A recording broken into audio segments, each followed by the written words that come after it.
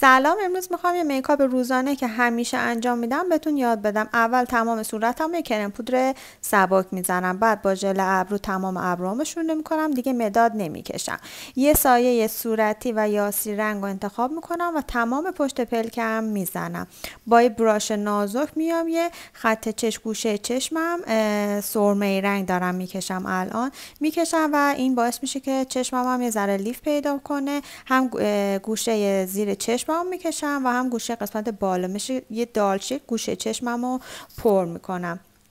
و بعد از اون میام حالا چون سرمه بود از ریمل آبی استفاده کردم. حالا من یه ذره ریمل از شب قبلم داشتم اگه اول ویدیو میدیدی، و تمام چشممو ریمل میزنم. ریمل رنگ خیلی آرایش اسپورتی بهتون میده.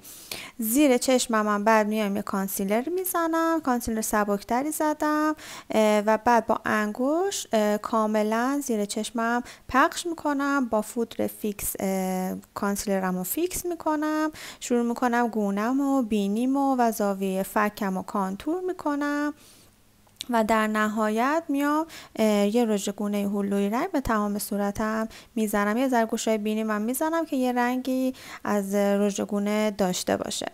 بعدش هم اومدم یه تین زدم که رژ لبم هم سبک باشه و با خط لب محدودش رو منظم کردم. فعلا خدافظ.